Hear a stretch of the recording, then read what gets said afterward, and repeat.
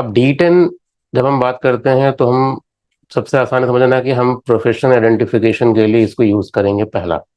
ठीक है, दूसरा करियर में कुछ अप डाउन्स हैं, किस तरह का उसका करियर होने वाला है, क्या उसकी वीकनेस और स्ट्रेंथ हो सकती है, ये हम लोग यूज करेंगे। दूसरा सबसे इंपॉर्टेंट चीज, जब आप वर्गास की बात करोगे तो वर्गास बिना देवता डीटीज के एप्लीकेशन के बिना वो अधूरा है। ठीक है, और दशांश कुंडली में इसका सबसे बड़ा जो एप्लीकेशन है वो है इसमें जो देवता है उसके। दशांशा में हर राशि का 10 डिवीजन है, सबको पता है ये बात, है ना। अप्रोक्सीमेटली 3 डिग्री का ये हमारा एक डिवीजन बनता है। 30 डिग्री का एक राशि, उसका आपने 10 डिवीजन किए, 3-3 डिग्री का आपका एक एक डिवीजन है। राशि का डिवीजन कर रहे हैं हम लोग, बिल्कुल दिमाग में बैठाइए, राशि का डिवीजन कर रहे हैं, अभी हाउस का कुछ नहीं है इसमें मैटर। राशि का आप लोगों ने डिवीजन किया, ठीक है, आपको 10 डिविजन्स मिले, और वो हर एक एक देवता को रिप्रेजेंट करेगा। तो आप दशांश को यूज करने के आपके पास दो मेथड है। जैसे सिंपली आप वहां से आप उसको राशि देखिए, ठीक है, उसको सुपर इम्पोज करना है D1 में। ठीक है, क्योंकि अभी तक हमने जो भी क्लासेस में पढ़ा है, हर चीज मैंने हर बार आपको बताई है कि वर्ग चार्ट में हाउसेस नहीं देखना, वर्ग चार्ट में हाउसेस का यूज नहीं होगा। क्लियर? वो सेम मेथोडोलॉजी हम यहाँ भी फॉलो करने में, ना आप हाउसेस यूज करेंगे वर्गास में, दशांशा में, ना आप एस्पेक्ट्स को यूज करेंगे। ठीक है, यूज क्या करना है हमको, दशांशा में जो राशि है उस राशि को आप यूज करो, उनके देवता को यूज करो, उस वर्ग में बैठा हुआ ग्रह को यूज करेंगे। कॉम्बिनेशंस हम लोग यूज कर सकते हैं, कोई योग बनता है उसको हम लोग देख सकते हैं। दृष्टि का प्रयोग नहीं करेंगे, हाउसेस का प्रयोग नहीं करेंगे वर्गास में। इतना पॉइंट क्लियर हो गया। एस्पेक्ट को यूज नहीं करेंगे, क्यों? क्योंकि मैं कारण हर बार आपको ये बताता हूँ कि एस्पेक्ट हमेशा डिग्रीकली चलता है। जब आप एक राशि को जब आप डिवाइड कर रहे हैं ऑलरेडी, एक 30 डिग्री की राशि को आपने डिवाइड किया, उसके बेसिस पे वर्ग चार्ट बन रहा है, तो वहां आप एस्पेक्ट कैसे चलाने वाले हैं, है ना। 180 डिग्री का एस्पेक्ट होता है, सेवेंथ एस्पेक्ट, है ना, थर्ड एस्पेक्ट आपका अलग डिग्रीज के होंगे, तो वो कैसे कैलकुलेशन उसमें बैठाएंगे आप, है ना। तो वर्चुअली हाउस चार्ट बना के कर देना वो नहीं होता। तो इसको यूज करने का तरीका है, तो वो हम लोग आज करेंगे, तो एक एक करके, ठीक है। जगन्नाथ हो रहा, आप सभी लोग यूज करते हैं D1 chart, north Indian south Indian chart आपके सामने दिख रहा है अभी फिलहाल, और हम यहाँ पर D10 चार्ट लगाते हैं। अच्छा, D10 चार्ट आप लोग यूज करो, उसमें आपको पता है राइट क्लिक करेंगे यहाँ पे, यहाँ ऑप्शन आएगा दशांशा, वो आप क्लिक करेंगे। अब दशांशा जब आप करोगे तो हो सकता है कि आपके इसमें एक अलग नाम से आए, मतलब अलग सेटिंग का दशांशा है, क्योंकि डिफरेंट डिफरेंट मेथड से कैलकुलेट होता है। तो अभी फिलहाल हमारा एजेंडा नहीं है कि हम कैलकुलेशन में हर एक मेथड के बताऊं। जनरली हमारे पास ना 5 से 6 मेथड्स हैं जिससे आप D10 दशांशा चार्ट कैलकुलेट होता है। ठीक है, जैसे अगर आप जे हो रहा में भी अगर आप राइट क्लिक करो, दशांशा में जाइए, देखो चूज दशांशा लिखा, आप देख रहे हो यहाँ पे 1 2 3 4 5 वेरिएशन है इसमें, सबको विजिबल है। ठीक है, 5 वेरिएशंस में है। हम जो यूज करने वाले हैं ना, वो हम लोग यूज कर रहे हैं परिवृत्ति दशांश अपने कैलकुलेशन के लिए। तो ये चार्ट ऐसे सेट हो जाएगा आपका। तो फिलहाल आपको क्लियर मिल गया कि कौन सा आपको D10 चार्ट यूज करना है फिलहाल के लिए, वो है PV, जिसमें देख रहे हो PV लिखा हुआ है, परिवृत्ति, है ना। PV का मतलब परिवृत्ति मेथड। यहाँ राइट क्लिक आप करोगे तो यहाँ पर इसका नाम होगा दशा परिवृत्ति दशांश ओझा करके लिखा हुआ है।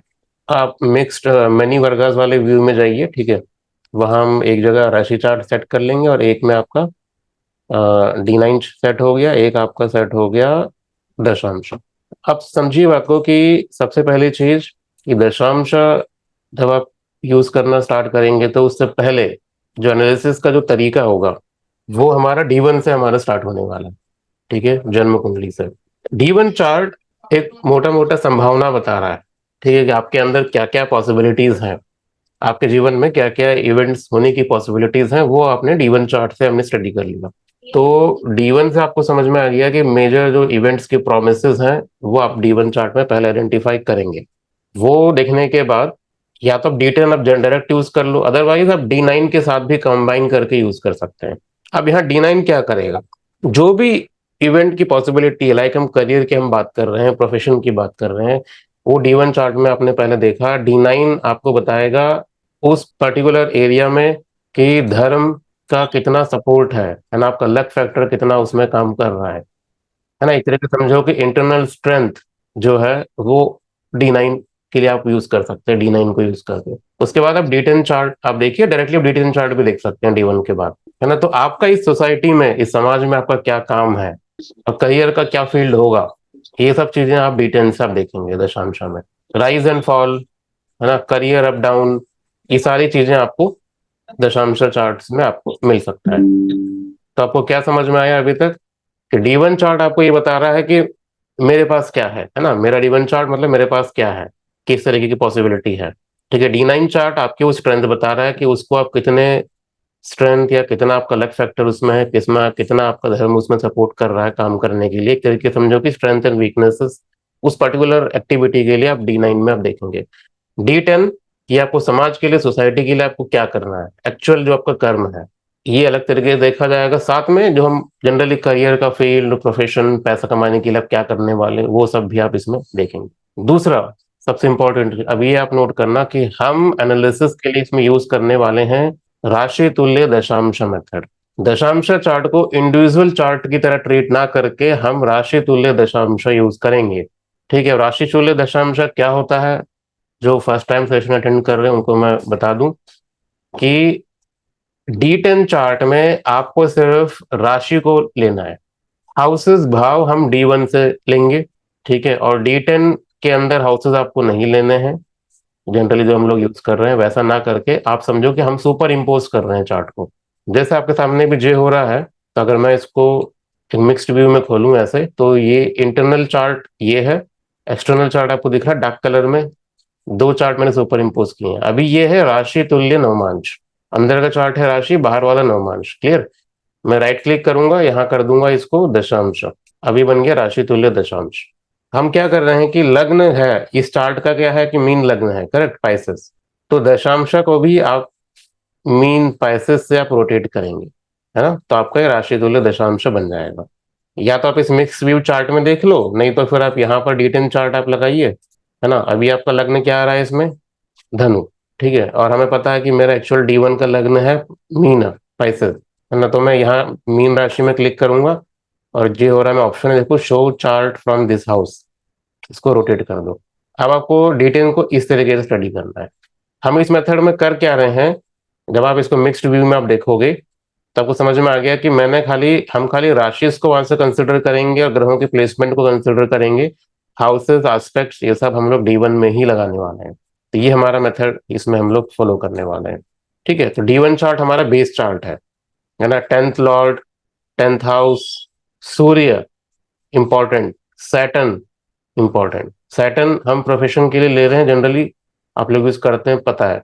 सूर्य भी क्यों लेना है, क्योंकि आपको नेम फेम स्टेटस जो है वो सूर्य से मिलने वाला है ना। आप जब जॉब करेंगे, काम करेंगे, तो आपको उससे चाहिए क्या, पैसा चाहिए नो डाउट, बट आपको नेम फेम स्टेटस भी चाहिए ना, इसलिए तो आप लोग जॉब चेंज करते हैं जब सेटिस्फेक्शन नहीं मिलता है। तो name fame status is also important, so in that case आपको सूर्य भी आपको लेना पड़ेगा। तो D1 चार्ट में आप इन पैरामीटर्स को पहले एनालिसिस करो, 10th हाउस, 10th लॉर्ड, सन कहाँ बैठा है, कैसे बैठा है, सैटर्न, ये सब चीजें हम लोग देख लेंगे, है ना। फिर D10 का लग्न को आपको नोट करना है ना। D10 का लग्न का साइन इंपॉर्टेंट है। D10 चार्ट में हर एक प्लैनेट कौन कौन सी राशि में बैठा है, उसकी डिटेल प्लस उसका देवता। अब देखो हमारे पास एक नया कॉन्सेप्ट आया, देवता, है ना। बिना इसके D10 यूज करना मतलब कोई बहुत ज्यादा फायदेमंद नहीं है, यूजलेस सा है, क्योंकि देवता ही इस मेन वर्गा चार्ट में सबसे ज्यादा आपकी हेल्प करेंगे प्रिडिक्शंस में। अब देवता मतलब क्या, आप बेसिक व्यू में जाइए। ठीक है, बाय डिफॉल्ट ऐसा खुलता है जो हो रहा है आपका। ठीक है, यहाँ नीचे देखिए अंश रूलर्स करके एक सेक्शन है, इसमें दिख रहा है सबको, ये अंश रूलर, यहाँ देखो नीचे, इस पे आप लोग क्लिक करें।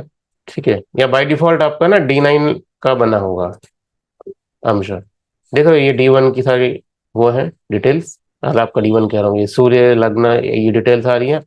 ये लास्ट कॉलम जो है ना, ये अंश है, उसका अंश रूलर्स है ना, जिसको आप देवता बोल लो या अंश बोल लो, कुछ भी। ये भी D9 का आता बाय डिफॉल्ट। आपको राइट क्लिक करना है, यहाँ से आप D10 सेलेक्ट कर लेना।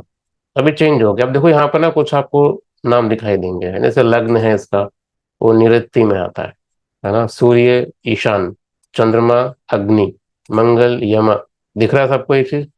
ये आपके चार्ट में भी ऐसा अलग अलग उसमें आपको देवता मिलेंगे जो ग्रह बैठे होंगे।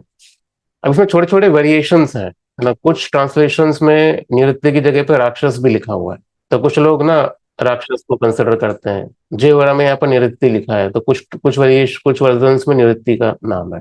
तो ऐसे ये टोटल 10 हैं ये। जब आप एक राशि को दशांश में लाने के लिए 10 डिविजन्स आपने किए, है ना, यानी 10 पोर्शन मिल गया आपको। हर एक पोर्शन एक एक देवता को रिप्रेजेंट करेगा उसमें, इसलिए हमारे पास दशांश में 10 देवता हमको मिलते हैं, है ना, द 10 डिटीज। जैसे पहला देवता के सीक्वेंस में अगर हम बात करें तो वो है इंद्र। ये दिख रहा है इंद्र आपको, है ना, ये फर्स्ट हमारा इस सीरीज में देवता आता है इंद्र। ठीक है, दूसरा देवता अग्नि, तीसरा आपको यम, है ना, फोर्थ निरुक्ति, इसको कई वेरिएशंस में आपको राक्षस भी मिलेगा। वरुण, वायु, कुबेर, फिर ईशान, ब्रह्मा, लास्ट है आपका अनंत, और कुछ वेरिएशंस में आपको विष्णु भी इसमें मिलता है। तो ये 10 हमारे पास देवता हैं। ये 10 देवता बहुत काम के हैं आपके प्रोफेशन आइडेंटिफिकेशन में, है ना। और ये 10 देवता 10 दिशा को भी दिखाते हैं। बहुत बार लोग क्वेश्चन पूछते हैं ना कि किस दिशा में मेरा सक्सेस है करियर, मैं मतलब मैं किस दिशा में सेटल हो जाऊं, किस दिशा में जाके सेटल हो जाऊं, तो वो वहां पर आपके ये देवता भी काम करेंगे।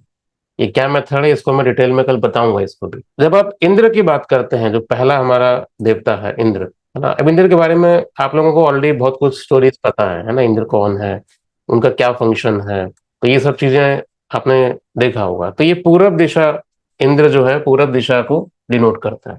अब जनरली आपने देखा होगा कि इंद्र क्या कर रहा है, वो एक लीडर, ठीक है, वो एक अथॉरिटी दिखाता है ना। वो सारे देवता देखते हो कि इंद्र उनको कंट्रोल कर रहा है वहां पे। तो इसलिए इंद्र का मतलब जब भी आप देखोगे देवता के पॉइंट ऑफ व्यू से, क्योंकि इसी वर्गा में नहीं और भी कुछ वर्गास हैं जहां पर इंद्र का जिक्र आएगा एज अ देवता। तो इंद्र आ गया मतलब आपको पता है क्या इंद्र मतलब लीडरशिप और अथॉरिटी की बात हो रही है ना। और इंद्र उन चीजों को दिखाएगा, उस तरह के काम, या अगर हम प्रोफेशन के बिहाफ में बात कर रहे हैं इसमें दशांश में, तो उस तरीके के प्रोफेशन जो पब्लिक में दिखना चाहते हैं, जो सेंटर ऑफ अट्रैक्शन बनना चाहते हैं, जो दिखना चाहते हैं, जैसे नेताजी हो गए, पॉलिटिशियन है, वो पब्लिक में चाहता है दिखना, करेक्ट। वो पीछे रह के छुप के काम नहीं कर सकता, वो दिखेगा सबको। तो ऐसा प्रोफेशन, है ना, ऐसा लिस्ट ऑफ प्रोफेशन आप बना सकते हैं खुद, जो लीडरशिप, अथॉरिटी या पब्लिक में दिखने वाले चीज, पब्लिक में विजिबिलिटी हो, वो सब प्रोफेशंस इंद्र कंट्रोल करता है। ये जो आपको मैंने जो लिस्ट अभी दी है, ये थोड़े से हैं ये लिस्ट आप बना सकते हैं अपने आप से। कैसे बनेगा ये मैंने आपको बता दिया, ठीक है। जिसमें इंद्र की प्रॉपर्टीज हो, पब्लिक विजिबिलिटी, लीडरशिप, अथॉरिटी, इस तरीके के प्रोफेशन आप इसमें ऐड करते चलो। क्योंकि किसी भी क्लासिकल बुक में आपको ये प्रोफेशन नहीं मिलेंगे, है ना। आईएएस, आईपीएस, समझ रहे हो, इस तरीके के जॉब्स आपको लिस्ट नहीं मिलते, ये तो हमें बनाने पड़ेंगे। सर बात समझ में आ रही है सबको। जब देवता कॉन्सेप्ट पढ़ाया गया था बीपीएचएस में या फल दीपिका में, जातक परिजात में, तो उस टाइम पे इतने प्रोफेशन ऑप्शन भी नहीं थे। तो आपको थोड़ा सा कॉमन सेंस यूज करके थोड़ा इसको एनहेंस करना है। तो अगर D10 में कोई ग्रह अगर इंद्र रिप्रेजेंट कर रहा है एज अ देवता, तो इसका मतलब है कि इनको सामाजिक रूप से ना आगे आकर नेतृत्व करने वाले काम करने चाहिए। अगर आपके चार्ट में इंद्र है ना, मेन 10th हाउस का लॉर्ड या सैटर्न कारक, अगर आप आगे आके आप लीडरशिप क्वालिटी शो करने वाले, अगर आप काम में आप पीछे हट रहे हैं उससे, आप तो समझना आप आपकी ग्रोथ में दिक्कत है।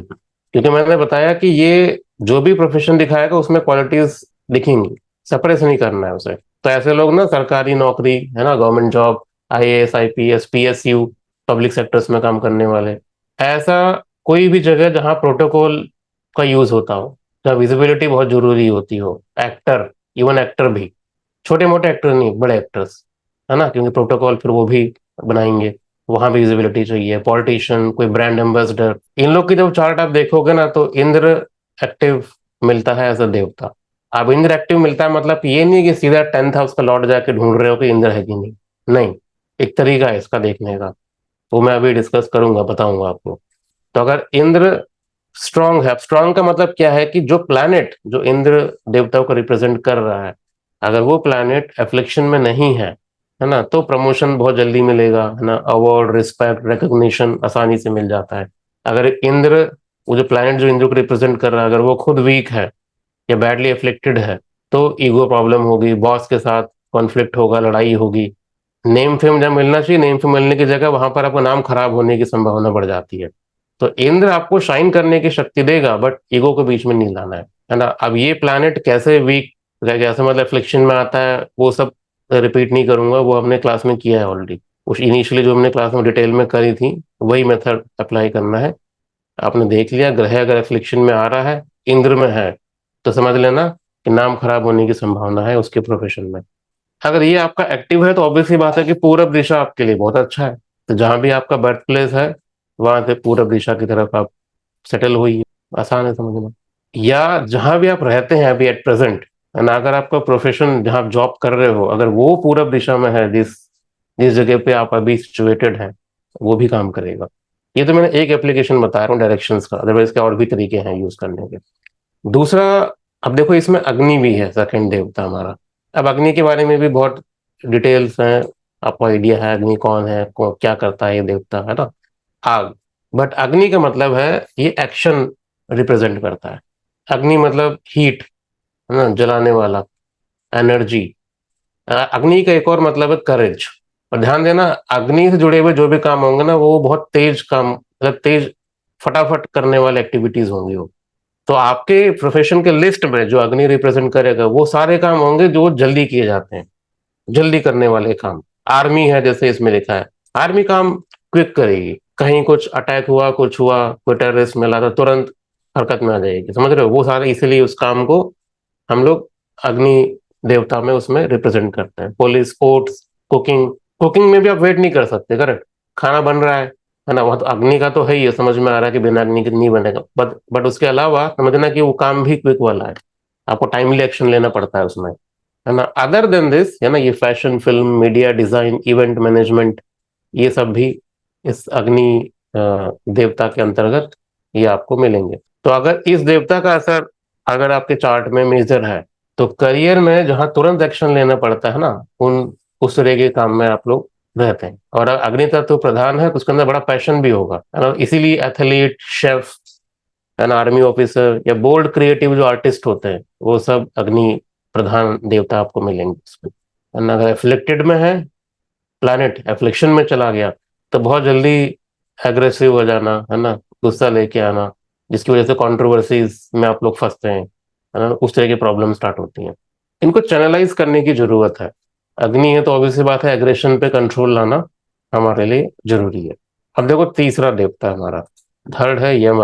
अब यम देवता का क्या काम है, ये सबको पता है, डरते भी बहुत हैं इससे, है ना। तो बट यहाँ जब D10 के पॉइंट ऑफ व्यू से बात करेंगे, है ना, तो यम का मतलब यहाँ पर हम समझेंगे डिसिप्लिन, ठीक है, रूल एंड जस्टिस।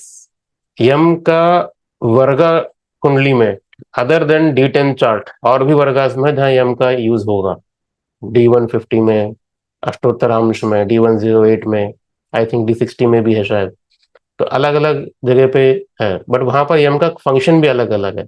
बट उन सब में एक चीज कॉमन है, जहां भी यम का नाम आया समझ लेना डिसिप्लिन, रूल एंड जस्टिस की बात हो रही है। जो लोग कानून से जुड़े हुए काम करते हैं, लाइक जज, लॉयर, ऑडिटर। ऑडिटर का काम क्या है ना, वहां भी आपको जस्टिस, डिसिप्लिन, रूल, ये तीन चीज आपको फॉलो करनी पड़ती है, करेक्ट। कुछ ढूंढना, है ना, गलतियां ढूंढना। कंप्लाइंस ऑफिसर हो गया, इंश्योरेंस। सरकार में किसी जगह पे डिसिप्लिन को मेंटेन करने वाले जो काम होंगे ना, ये सब यम की एनर्जी कैरी करेंगे, है ना। तो बड़े स्ट्रिक्ट भी होते हैं। ऐसा प्रोफेशन जिसमें स्ट्रिक्टनेस की जरूरत है, सही गलत में क्लियरली डिफरेंशिएट करना, इस तरीके का जो काम है, ये सब यम के अधीन में आता है ना। अगर यम प्रधान है आपके चार्ट में, मान के चलना, ठीक है। प्रधान का मतलब ये है कि मल्टीपल प्लैनेट्स यम में आके प्रेजेंट हैं, तो ये, तो आपके अंदर ना जीरो टॉलरेंस एडमिनिस्ट्रेशन वाली क्वालिटी होती है। मतलब आप टॉलरेट नहीं करोगे, अगर आपके प्रोफेशन में अगर आप एडमिन है, अगर आपकी चीजों के अकॉर्डिंग नहीं किया गया, तो जीरो टॉलरेंस देता है। तो वो जो प्लैनेट जो यम को रिप्रेजेंट कर रहा है, अगर वो वीक है, तो ऐसा आदमी ना खुद ही कानून के उसमें फंस जाएगा। ये अननेसेसरी दूसरों को डरा के रखना, है ना, बहुत ज्यादा ओवर डिसिप्लिन में ला के रखना, मतलब आदमी का दम घुट जाए इनके साथ काम करके, उस तरीके का नेचर इनका हो जाता है अगर ये एफ्लिक्शन में है तो इसलिए यम का एकमात्र एजेंडा ये है, जहां भी यम आए ज्योतिष में, समझ लेना कि वो ये चाहते हैं कि ड्यूटी करो बिना इमोशन के, तब यम सपोर्ट करता है। इमोशंस बीच में लेके आए, आप इमोशंस लाएंगे तो जजमेंट में गलती करेंगे। तो वो यम का सपोर्ट वहां नहीं मिलता। तो इसलिए ये प्रोफेशन की लिस्ट अब आपको आगे बढ़ानी है, ठीक है। मैंने थोड़े से आपको प्रोवाइड किए हैं अभी, जजेस, lawyers, auditor, prison staff, compliance, इसमें और भी चीजें ऐड करो जिसमें ये गुण दिखते हो। चौथा, निवृत्ति। और कुछ ट्रांसलेशंस में वहां पर राक्षस भी इसमें दिया गया है देवता के फॉर्म में। ये साउथ वेस्ट डायरेक्शन का है। तो निवृत्ति यानी, जैसे यम हमने बोल दिया, यम का मतलब समझा कि हमने डिसिप्लिन है, स्ट्रिक्टनेस है, ऐसा। निवृत्ति का मतलब होता है एक तरीके का शेडो एनर्जी। वही धूमावती भी उसी फॉर्म में है, तो हम लोग कनेक्ट कर सकते हैं, ठीक है, निवृत्ति एनर्जी और धूमावती दोनों को, है ना। तो निवृत्ति यानी shadow energy.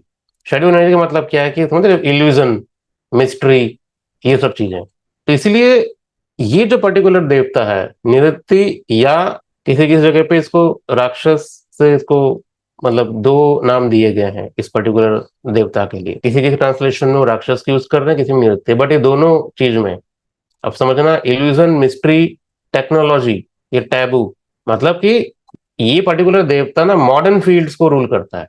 Modern fields, traditionally modern, जैसे क्या हो गया, एआई, आर्टिफिशियल इंटेलिजेंस। आ रही बात समझ में? वो शेडो एनर्जी है, ठीक है, वो रियल में एग्जिस्ट नहीं करते हैं बट है उनका presence. Cyber security, hacking, stock trading, even marketing भी जो आता है, कोर मार्केटिंग फील्ड, है ना, वो भी इसके अंदर आएगा।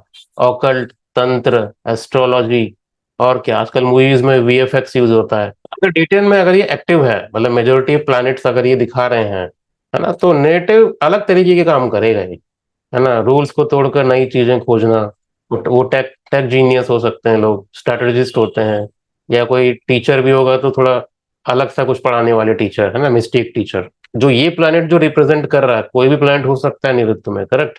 तो अगर वो प्लैनेट अगर रिफ्लेक्शन में है, तो वो पर्सन ना हमेशा अपने काम में गलत शॉर्टकट लेते हैं वो लोग। अगर रिफ्लेक्शन में चला गया ना, तो वो आदमी अपने प्रोफेशन में हमेशा गलत शॉर्टकट लेकर फंस जाएगा, है ना, फ्रॉड में फंसेगा, किसी के जाल में, ट्रैप में फंस जाए, है ना, कोई स्कैम में फंस जाएगा। मतलब ये सब चीजें होने की संभावना बढ़ जाती है अगर रिफ्लेक्शन में है तो। और राक्षस, हमने जब नवरात्रि वाला सेशन किया था, वहां मैंने राक्षस के आपको बताए थे डिस्क्रिप्शन, करेक्ट। वो भी एक बार देखना। तो राक्षस का मतलब यहाँ गलत नहीं समझना है, वो एक एनर्जी है, ठीक है, हम उस तत्व की बात करते हैं, है ना। तो कुल मिला के ये जो निवृत्ति वाला जो पर्सन होगा, जिसका डोमिनेंट निवृत्ति मल्टीपल ग्रह है उसमें बैठे हैं, शार्प माइंड, अगर आपका दिल साफ है, समझ रहे हो, तो ये जो राक्षस जिसको हम बोल रहे हैं निवृत्ति, है ना, ये आपको जीनियस बनाने की कैपेबिलिटी रखता है। और जितनी भी जो मॉडर्न चीजें हैं ना, वो यही गवर्न कर रहा है। वरुण, है ना, वरुण देवता हम बोलते हैं, जल के देवता, पश्चिम दिशा दिखाते हैं, करेक्ट। जहां जल की बात आएगी, कैंसर साइन भी जल का हो गया, स्कॉर्पियो भी जल, मीन राशि भी जल तत्व की है, वरुण हो गए, है ना, पश्चिम दिशा हो गया, ये सब आपके जल से कनेक्टेड है, जल तत्व। और जल तत्व का मतलब ध्यान रखना, सीक्रेट्स। और जल का एक और मतलब है, विदेश से जुड़े हुए कोई भी एक्टिविटीज हैं, कोई भी काम है, तो वो ये वरुण देवता दिखाते हैं, सर है ना। सीक्रेट को कैसे जोड़ा जल से? वो क्वालिटी है वाटर की। वो जब हम तत्वों की हम बात करते हैं ना, एयर, वाटर, अर्थ, तो इन सबके अपनी अपनी क्वालिटीज हैं, है ना। तो जब भी आप वाटर तत्व की बात करोगे, देखो स्कॉर्पियो साइन की हम बात करते हैं, स्कॉर्पियो साइन का मतलब क्या होता है, हम बोलते हैं सीक्रेट्स, जुड़ी हुई, सीक्रेट छुपी हुई चीज, यस। है ना। जी जी। स्पाइसेस और कैंसर भी आपको सीक्रेट ही बताएंगे, बट उन सब में अपनी अपनी वो है, ग्रेड है सीक्रेट मेंटेन करने की। हम्म स्कॉर्पियो सीक्रेट प्लस उसमें दो तीन तत्व और आते हैं स्कॉर्पियो साइन में, जिसकी वजह से उसको हम लोग बोलते हैं black dark secret, hidden secret. हम्म कैंसर में जल्दी उजागर हो जाता है सीक्रेट वो, है ना। स्कॉर्पियो में वक्त लगेगा, स्पाइसेस उससे ज्यादा सीक्रेटिव। तो इसलिए वाटर तत्व वहां पर आएगा, तो वाटर उस तत्व की क्वालिटी ही है, आप ये समझो उसमें, ठीक है। जी सर। तो इसलिए शिपिंग वाले काम हो गए, है ना, pharma, oil and gas, chemicals, है ना, फॉरेन ट्रेड, इंटरनेशनल लॉ, ये सब आपके ये पर्टिकुलर देवता उनको गवर्न करते हैं। तो अगर ये जो प्लैनेट है जो वरुण देवता को रिप्रेजेंट कर रहा है D10 में, अगर ये आपके अफ्लिक्टेड नहीं है, वेल प्लेस्ड है, पावरफुल है, तो व्यक्ति को ना फॉरेन ट्रेवल, R&D वाले काम हो गए, है ना, केमिकल रिसर्च, डिप्लोमेसी, इस तरह के काम में उनको जल्दी सफलता मिलती है। अगर वीक हो गया तो ऐसा आदमी को ना वीजा में बहुत प्रॉब्लम आती है, ठीक है। कोई अगर वरुण देवता प्रधान है चार्ट में, तो उनको वीजा में हमेशा दिक्कत आएगी, कुछ ना कुछ काम फंसेगा वीजा में उनका, है ना। एक्सीडेंट्स, एक्सीडेंट्स मतलब क्या, कुछ एक्सीडेंट, इक्विवेलेंट एक्सीडेंट जो केमिकल की वजह से होती है ना, या कुछ हिडन हेल्थ इशू होने की संभावना इन लोग को हो जाती है, समझ रहे हो। तो ये वरुण के अफ्लिक्शन में जाने की वजह से ये पॉसिबिलिटी है। वरुण के बाद कौन है? वायु, ये भी एक देवता है। पवन, पवन पुत्र हम बोलते हैं हनुमान जी को, है ना। हवा, हवा का मतलब मूवमेंट की बात हो रही है ना। और वायु, एयर तत्व, आइडियाज का भी सिग्निफिकेशन है। जैसे मैंने वरुण को बोला सीक्रेट, है ना, वायु यहाँ पर आइडियाज। तो वायु का मतलब मूवमेंट और स्पीड। आप जब बात करेंगे एक दूसरे से ना, तो वायु वो मीडियम है जिसकी वजह से आप कम्युनिकेट आप कर पा रहे हैं, वो तत्व है ना, वो फ्लो, बातचीत का जो फ्लो बन रहा है ना, वो वायु की वजह से। तो ये एनर्जी वाले लोग, पायलट पहले, है ना, लॉजिस्टिक एक्सपर्ट्स हो गए। इवन कुछ ऐसे काम हैं जो आज के टाइम पे रिलेवेंट है, लाइक ब्लॉगर, यूट्यूबर, है ना, मीडिया कंसल्टेंट, ये सब भी वायु में आते हैं। कोई सोचिए, मुझे बताइएगा, अगर अभी बता पाए तो अभी बताइए, या सोच के बताना, सोच के बताइए, ब्लॉगर यूट्यूबर क्यों आते हैं वायु में? सोच के कम्युनिकेशन हो चैट। गया ना सर, कम्युनिकेशन एयर एलिमेंट से होता है सर। हाँ, ये, राहु कम्युनिकेशन। का फील्ड है, तो Rahu it is linked with the Rahu sir, तो इसलिए media bloggers they are coming under this. ठीक है, चलिए ठीक है, सर दो वायु में वायु मिल गए। तत्व इंफॉर्मेशन को भी बताता है, इसलिए क्योंकि ये सारे इंफॉर्मेशन कुछ ना कुछ देते हैं। कुछ देते हैं ना, वही मैंने बोला कि बातचीत, जब आप कम्युनिकेट कर रहे हैं, कुछ आप पास कर रहे हो, correct information, that is flowing through Vayu. Okay, Vayu उनका मेन कारक है। सर ठीक है, वायु में मूवमेंट भी आता है, तो ये ब्लॉगर और मीडिया वाले ये मूवमेंट भी करते रहते हैं, लाइक इधर से उधर घूमना फिरना, तो वो क्या बोलते हैं उसको, फूड ब्लॉगर ना, घूम घूम के खाना भी खा रहे हैं फ्री में और अपना घूम भी रहे हैं, है ना, ऐसे। तो D10 वायु, और जो उसमें जो प्लैनेट दिखा रहा है उस वायु देवता को, अगर वो वेल प्लेस्ड है ना, स्ट्रांग है, पावरफुल, तो ये लोग ना कुछ कर रहे होते हैं, ये कभी ना खाली नहीं बैठेंगे। जैसे वायु ना, वायु को आप नहीं पकड़ सकते, समझ रहे हैं बात, वो फ्लो होता रहेगा, वो निकल जाएगा। तो ये आदमी ना कहीं भी जा रहा होगा, कुछ भी सोच रहा होगा, मतलब कभी भी इसको आप स्टिल नहीं कर सकते, वो एक जगह टिकता नहीं है। तो इनके पास ना, इसीलिए हम बोलते हैं कि मन में इनके पास बहुत आइडियाज होते हैं, आइडियाज की कमी नहीं है इनके पास। वायु का अगर वीक हो जाना, वो ग्रह का वीक हो जाना, इसका मतलब एक और मतलब है कि वायु का मतलब है जॉब स्टेबिलिटी नहीं है, मल्टीपल टाइम शिफ्टिंग करना पड़ता है, इनका माइंड बड़ा रेस्टलेस भी रहता है। तो जो आइडियाज आ रहे हैं, क्रिएटिव आइडियाज, अगर वो इम्प्लीमेंट ना करें ना, तो एक समय आएगा जब बहुत इनके अंदर रेस्टलेसनेस होने की संभावना बढ़ जाती है। तो इनको नेचुरली ऐसे काम में रखना चाहिए जहां पर आइडियाज भी आए तो इम्प्लीमेंट भी कर पाए हो। नहीं तो फिर मेडिटेशन वगैरह का सहारा लें, अच्छा रेमेडी है। नहीं तो ये आदमी तो कर लें कि रेस्टलेसनेस वाली सिचुएशन में भी आदमी को डाल देता है। और जॉब स्टेबिलिटी होने की पॉसिबिलिटी बहुत कम रहती है अगर वायु देवता है रिफ्लेक्शन के साथ। नेक्स्ट हमारे पास है कुबेर, सबके पसंदीदा, सब चाहते हैं कुबेर का सपोर्ट, बट कैसे मिले ये नहीं पता। ठीक है, तो कुबेर भी हमारे D10 में एक देवता है। उत्तर दिशा को दिखाते हैं, करेक्ट। अगर दिशा में गलती करूं मुझे करेक्ट कर देना। ठीक है, तो उत्तर दिशा, ये फाइनेंस मिनिस्टर है समझे हमारे लिए। तो कुबेर ना धन, बजट, अकाउंटिंग, इन सब के देवता होते हैं, है ना। तो इसलिए बैंकर्स हो गए, CA हो गए, CFO, fund managers, accountant, treasury heads, इस तरीके के जो प्रोफाइल हैं, रोल्स है ना, इसमें कुबेर अच्छा होता है। वेल प्लेस्ड है प्लैनेट अगर कुबेर का, तो पैसा संभालने में ये लोग बड़े अच्छे होंगे, मास्टर होंगे, है ना, लाखों करोड़ रुपए डील करते होंगे वो। मुझे हमारी बात, बट अगर रिफ्लेक्शन में है वो प्लैनेट जो कुबेर में बैठा हुआ है, पैसा रुकता नहीं है ना। अकाउंटिंग में मिस्टेक करेंगे ये लोग, भगवान ना करे ऐसा आदमी अकाउंटेंट बन जाए, उस कंपनी के मालिक को ना एक बार चेक करवाना चाहिए अपने अकाउंटेंट की कुंडली। मैक्सिमम लोग कुबेर में मिल जाए, और कुबेर में मिले और रिफ्लेक्शन में मिले, तो बेटर है दूसरा अकाउंटेंट रख लेना, वरना कभी ना कभी उस कंपनी को उस सिचुएशन में फंसा देगा जहां पर निकलना मुश्किल हो जाएगा। ठीक है, ऑडिटर, CA, कुबेर देवता का प्रधान लेके और वो एफ्लिक्शन में मिल जाए, तो उनसे बुरा CA कोई नहीं हो सकता। ठीक है, तो इसलिए इसको, ये बड़ा इंपॉर्टेंट है, किसी के चार्ट में अगर कुबेर आपको दिखे ना मल्टीपल टाइम्स रिपीट हो रहा है देवता में, और वो अकाउंट्स और इन सब में प्रोफेशन में है ना, बैंकिंग है, सीए है, सीएफओ है, फंड मैनेजर है, अकाउंटेंट है, तो उसको पहले ही वार्न कर देना। वो मान भी लेगा, एडमिट भी कर लेगा, हाँ गलतियां तो होती है।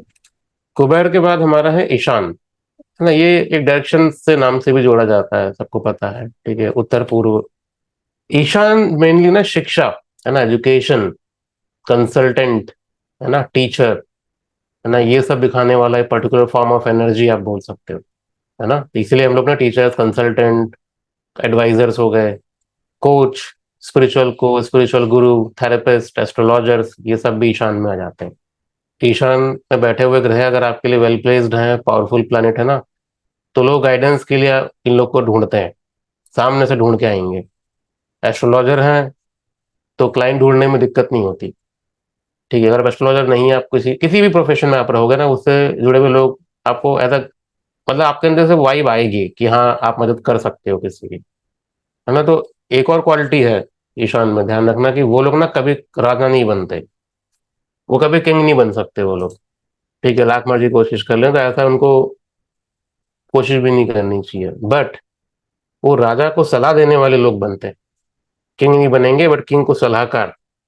अगर ये प्लैनेट अगर रिफ्लेक्शन में आ जाए ना, तो वीक ईशान वाले व्यक्ति की कोई भी बात को ना सीरियसली नहीं लेता है। वो कितनी भी इंपॉर्टेंट बात कर रहा होगा ना, कोई सीरियसली नहीं लेगा उसकी बात को, क्योंकि बहुत ज्यादा बोलने वाले लोग होते हैं। वो सलाह देते हैं तो बट सलाह भी ऐसे देंगे, सलाह के साथ दो तीन एक्स्ट्रा सलाह दे देंगे। एक टाइम के बाद ना लोगों का ना भरोसा तो खत्म हो जाता है, उसको लगता है ये आदमी बहुत बोलता है, फालतू बोलता है, तो लोग इसकी बातों पे भरोसा करना भी कम करते हैं। ईशान, उसके बाद दो हमारे बचते हैं, ब्रह्मा और अनंत। तो ब्रह्मा, हम बेसिकली वो उस एनर्जी की बात कर रहे हैं जो चीजें बनाती है, या बोल लो कि कुछ आइडिया है, उस आइडिया को अगर आपको स्ट्रक्चर देना है, उस आइडिया को अगर आपको रियलिटी में लाना है, मैनिफेस्ट करना है, तो वो ब्रह्मा की एनर्जी होनी जरूरी है, ब्रह्म तत्व की होनी जरूरी है। तो इसलिए हम बोलते हैं ना, इसलिए जो इस तरीके के जो प्रोफेशन हो गए, लाइक आर्किटेक्ट, है ना, कोडर्स। कोडर्स का काम क्या है? कुछ बना रहा होता है, करेक्ट। वो एक अलग अलग 1000 2000 लाइंस की कोड लिखेंगे, बाद में एक एक कॉन्क्रीट चीज बना के निकालते हैं, है ना। Architect, coders, engineers. किसी ने बोला था इंजीनियर्स के बारे में भी कमेंट में ना, तो वो ब्रह्मा देवता में वो आएगा। R&D साइंटिस्ट, R&D करने वाले लोग, वो भी इसमें आ जाते हैं। अगर ये वीक हो जाए ना प्लैनेट, अगर ये सबसे इंपॉर्टेंट है कि किसी का प्लैनेट ब्रह्मा में है और वो मेजर प्लैनेट है और वो जाके आपका एफ्लिक्शन में है, तो वो कोई भी काम ना पूरा नहीं करता वो। मतलब कुछ ऐसा काम होगा, बड़ा काम, जिसको अधूरा छोड़ देगा वो। उनके पास आइडियाज भी होते हैं, वो आइडिया खुद नहीं कर पाते, दूसरे लोग चुरा लेंगे उनके आइडियाज, एग्जीक्यूट ही नहीं कर पाते हैं। ये है एफ्लिक्शन, वीक होने की नुकसान। लास्ट हमारा आता है अनंत। तो किसी किसी बीपीएचएस के वर्जन में यहाँ विष्णु भी बोला गया है। और ये अनंत या विष्णु क्या बोलो, तो ये एक स्टेबिलिटी का कारक है। ये ऐसी चीज जो हमेशा स्थापित अगर एक बार हो जाए तो वो लंबे समय तक चले। ये लेगेसी को डिनोट करता है ना। कोई इंस्टीट्यूशन बड़ा एस्टेब्लिश हो गया, बहुत लंबे समय तक चलेगा वो। नीति, पॉलिसीज बनाने वाले लोग, है ना। तो इसलिए अनंत या विष्णु में ना, जो जिस तरह के प्रोफेशन काम आप देखोगे ना, वो एनजीओ एनजीओ बनाने वाले लोग हो गए, है ना। कोई ब्रांड बिल्डर, ब्रांड जो आदमी बनाएगा, ब्रांड बन गया, ब्रांड का काम क्या होता है? वो फिर एक लेगेसी प्रोवाइड करता है आपको, समझ रहे हो? वो बहुत लंबे समय तक चलता है ब्रांड, एक बार बन गया तो, है ना। आपकी स्टेबिलिटी बनाने में उस ब्रांड का बहुत बड़ा हाथ होगा। तो ऐसे लोग जो ब्रांड बिल्डिंग में काम करते हैं, है ना, पॉलिसी मेकर, है ना, लीडर्स, स्पिरिचुअलिटी की, ये लोग स्पिरिचुअलिटी वाले काम में भी रहते हैं, बट ऐसा स्पिरिचुअलिटी वाला जो एक बार एस्टेब्लिश हो फिर वो चलते हैं। लाइक ओशो, समझ में आ रही बात? उन्होंने एक सिस्टम चालू किया, एक स्पिरिचुअल मूवमेंट बोलो, कुछ भी बोलो, अब वो देखो उनके जाने के बाद भी एग्जिस्ट कर रहा है, एक लेगेसी बिल्ड करते हैं ऐसे लोग। ओशो, परमहंस योगानंद, महर्षि महेश योगी, इतने भी स्पिरिचुअल बड़े बड़े लोग हैं। इन इस तरह के काम भी ये अनंत या विष्णु एज अ देवता रिप्रेजेंट करता है। सारी बात समझ में? तो अगर ये वेल प्लेस्ड है, ठीक है, एफ्लिक्शन में अगर नहीं है, तो समझना आसान है कि इनके बनाए हुए काम बहुत लंबे समय तक चलते हैं। ऑर्गेनाइजेशन बनाते हैं, सिस्टम बनाते हैं, मतलब काफी लंबे समय तक टिकने वाले। बट अगर एफ्लिक्शन में आ गया तो ये लोग तब भी बिल्ड करेंगे, बट ये जितनी तेजी से बिल्ड करेंगे उतनी तेजी से नीचे भी गिर जाएंगे भैया, क्योंकि इनकी नींव कमजोर मानी जाती है। ये सॉलिड बेस के साथ काम नहीं करते फिर ये वीकनेस होने का नुकसान है ना। तो इसीलिए सबसे आसान तरीका क्या है कि आप लोग अपने चार्ट में देखो कि D10 चार्ट में सारे प्लैनेट्स किन किन देवता में है। आप नोटिस करो कि क्या कोई ऐसा देवता है जो रिपीट हो रहा है वहां पे मल्टीपल टाइम्स, तो उस देवता का गुण एक तो आपके प्रोफेशन में आएगा, है ना। ये मैं पहला आपको हिंट दे रहा हूँ इसको यूज करने का। मैं ये नहीं कह रहा वही प्रोफेशन आप करोगे, पर ऐसे बहुत सी क्वालिटीज होंगी उस देवता की जो आप यूज में लाते हैं अपने प्रोफेशन में। आ रही बात समझ में? नेक्स्ट स्टेप मैं लूँ उससे पहले कुछ क्वेश्चंस हैं यहाँ पर, उनको हम डिस्कस करते हैं। अच्छा जी, ठीक है, आदित्य जी बताइए। सर मेरा थोड़ा सा कंफ्यूजन ये था कि जैसे आप फ्रिक्शन की इसमें बात कर रहे थे, तो जो इन देवताओं के फ्रिक्शन है, जो प्लेनेट इसमें आएगा, वो D1 में चेक करना है हमें उसकी। मैं बता देता हूँ क्या होता है इसमें। जैसे अभी ये पर्टिकुलर चार्ट है, ठीक है, ये तो मैंने ऐसे डेमो चार्ट लिया है, मैं भी एक्चुअल चार्ट में भी शो करूंगा अभी ये देखो लग्न, मैं इसको मार्क करता हूँ पहले, ये ठीक है। इन 10 चीजों को हमें नोटिस करना है। आप इनमें देखो ये जो देवता है, इसमें ऐसा कोई देवता है जो मल्टीपल टाइम रिपीट होता हुआ दिखता है आपको? ईशान। सर ईशान। ठीक है, तो ये जो पर्सन का जो वर्क का जो नेचर होगा ना, उसमें ईशान की क्वालिटीज आपको मिलेंगी, मैं ये कह रहा हूँ। तो ये सबसे आसान तरीका, फर्स्ट एक मेथड समझो इसको, एक टेक्निक समझो इसको यूज करने का। मैं ये नहीं कह रहा कि इसे प्रोफेशन ही मिल जाएगा, बट प्रोफेशन में क्वालिटीज होंगी ईशान की जो हमें डिस्क्राइब किया अभी मैंने। ठीक है, अब यही अगर प्लैनेट जैसे सूर्य है यहाँ पे और राहु केतु अगर ये एफ्लिक्शन में आ जाए, तो ईशान के केस में अभी मैंने बताया ना कि ये लोग बिल्ड करेंगे बहुत जल्दी, उतनी जल्दी नीचे भी गिर जाएंगे। तो जिस भी प्रोफेशन में होगा ना, ये कुछ ना कुछ बनाता होगा आदमी, है ना, कुछ पॉलिसीज बनाता होगा, है ना, जो लंबे समय तक टिकते हो। ईशान काम यही है ना। विष्णु का काम क्या है? अब विष्णु के काम से इसको आप समझो, है ना, वो पालन कर रहा है, ठीक है। उस पालन करने के लिए क्या है कि विष्णु को सिस्टम बनाना पड़ता है, रैंडम एक्टिविटी नहीं हो सकती वहां पर। तो ये लोग ना कुछ सिस्टम, कुछ पॉलिसीज, जो भी काम का नेचर होगा ना, वहां कुछ ना कुछ बिल्ड करते हैं। अगर ये एफ्लिक्शन में आ जाए, इन ये तीनों जो ग्रह हैं, 3 में से 2 ग्रह एफ्लिक्शन में आ जाए, तो ये काम शुरू तो कर रहे हैं बट उसके बाद इनके पास बेस नहीं है, तो इसलिए वो ना जितना जल्दी वो लोग ग्रो करते हैं उतनी जल्दी नीचे गिर जाते हैं। ये उसका मतलब हुआ। बट अगर वेल प्लेस्ड है तो ठीक है, कोई दिक्कत नहीं है, फिर तो ये लोग लेगेसी बिल्ड करते हैं अपने काम में। इतना सा मतलब है इसका बस। तो एफ्लिक्शन एफ्लिक्शन D10 में कि ओवरऑल एफ्लिक्शन? ऑब्वियसली D1 में एफ्लिक्शन मिलेगा ना महेश जी। हाँ, ओके D10 में ओके D10 में तो हम ना एस्पेक्ट देख रहे हैं ना कुछ देख रहे हैं ना। ओके ओके ओके जो हम लोगों ने इजी प्रिडिक्टिव में सीखा, यस यस बाकी कोर्सेज में जब हम करते हैं ना कि ओके ग्रह का हम लोग एफ्लिक्शन देखते हैं, तो वो जो मैंने आपको सारे पैरामीटर पढ़ाए थे, यस सर, थैंक यू। वही आपको लगा रहे हैं चीज। Okay, thank you sir. ठीक है, देखिए मैं दोबारा रिपीट करता हूँ, ग्रह का एफ्लिक्शन में होना ये एक अलग बात होती है, वीक होना या पावरफुल होना ये एक अलग कॉन्सेप्ट है, ये 2 अलग बातें हैं ये। तो यहाँ मैं वीक पावरफुल की बात नहीं कर रहा, यहाँ मैं बात कर रहा हूँ एफ्लिक्शन की। एफ्लिक्शन होके भी वो वीक हो सकता है, एफ्लिक्शन होके भी पावरफुल हो सकता है। एफ्लिक्शन होके अगर उसमें पावर है तो ज्यादा नुकसानदायक है। ठीक है, तो इसलिए अभी पावरफुल और वीक कॉन्सेप्ट आप साइड कर दो, है ना, वो जरूरत नहीं है, वो आसान है निकालना, वो षटबल है आपके पास, है ना, बहुत से कॉन्सेप्ट हैं आपके पास। वैसे शिकांश है, वहां से निकाल सकते हो, षटबल से निकाल सकते हो। पावरफुल वीकनेस इज इजी, जहाँ मेहनत लगती है ना वो एफ्लिक्शन निकालने में लगेगी, तो ऐसे आपको वो देखना है। जब हम ऐप जे होरा खोलेंगे तो सर जब ये D10 चार्ट निकालेंगे तो उसको how do we get these qualities of ये कैसे आएगा, है ना? हाँ जी सर। बाय डिफॉल्ट आपके स्क्रीन में ऐसा कुछ आता है, करेक्ट? जी सर। ये आपका डिफॉल्ट स्क्रीन है ना? हाँ जी सर। तो नीचे देखिए बॉटम में, यहाँ पर लेफ्ट साइड में अंश रूलर्स आ रहा है जी सर। ना, इसको आपको क्लिक करना है। ओके, तो सर ये पूरा D10, ये ऊपर नीचे दोनों हम D10 ही यूज, अच्छा ये फुल D10 में ही जा रहे हैं। डिटेल में है, बट ये बाय डिफॉल्ट आपके चार्ट पे ना नवमांश आएगा। ये नवमांश के हम वो हैं देवता, ओके है ना। तो इसको आपको राइट क्लिक करना है, आपको चेंज करना है बस D10, ओके ठीक है सर। है ना। जब अगले हफ्ते हम D40 या 45 पढ़ेंगे तब वहां पर हम इनके देवता सेट कर लेंगे, है अंडरस्टूड। ना। ऐसे ही उसमें 3 ही देवता होते हैं, ब्रह्मा विष्णु महेश, कंपैरेटिवली आसान है। जी सर। ठीक है सुलेखा जी। सर आपने जैसे प्रोफेशन इंक्लिनेशन बताया कि मेजॉरिटी ऑफ देवता जिस प्लैनेट के साथ हैं तो वो एक चांसेस हैं कि उस प्रोफेशन में वो जा सकता है, बट ऐसा हाँ। नहीं है कि 10th नहीं, लॉर्ड उस प्रोफेशन में नहीं जाएगा, मैंने बोला उस प्रोफेशन के अंदर वो क्वालिटीज हो। क्वालिटीज हो सकती है। एंड व्हाट हाँ। अबाउट सर 10th लॉर्ड, अगर 10th लॉर्ड का जो डीटी है वो ज्यादा इंपॉर्टेंट नहीं है?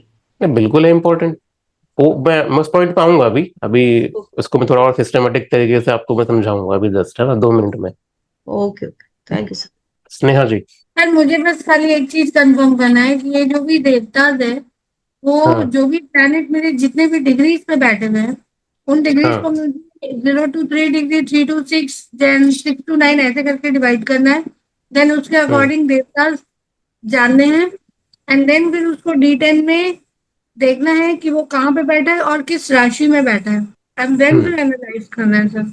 हाँ, वो करना है, बट इसमें ना कुछ चीजें एक्स्ट्रा हैं, मैं आपको अभी स्टेप बाय स्टेप समझाऊंगा, तो वो आप नोट कर लेना उस पर एक बार, है ना। हाँ अभी ये तक जो मैं समझ रहे हो ना? समझी देवता का अभी तक कॉन्सेप्ट जो मैं समझे वो ठीक है, ठीक है सर। वहां तक ठीक है ना। चलिए ठीक है, Ruby ji. Just wanted to confirm, like I am already using Parashar Light software. जी। So Yes. does that also show the devtas? Yes, Parashar light में भी देवता मिलेंगे आपको। Acha ji. So that for हाँ। that I need to check the D9, D10 D10 D10 के only. देवता Okay. मिलेंगे। हाँ। ठीक है जी. हर एक Yes, sir. हर एक वर्ग चार्ट के देवता अलग होते हैं। Okay. D9 में जैसे हमने देखा था, पता नहीं आप उस सेशन में थे नहीं थे, नवरात्रि वाला सेशन जो किया था हमने, तो वहाँ देव, मनुष्य, राक्षस, वहीं हाँ 3 जी. कैटेगरी है ना। यहाँ हाँ पर जी. ये 10 कैटेगरी है, ऐसे सबके जी. अलग अलग। जी D60 में sir. आपको 60 कैटेगरीज मिलेंगी वहाँ पे, है ना। Yes sir. वो Yes अलग sir. है। Yes sir. ठीक है। Okay. Thank you sir. Thank you.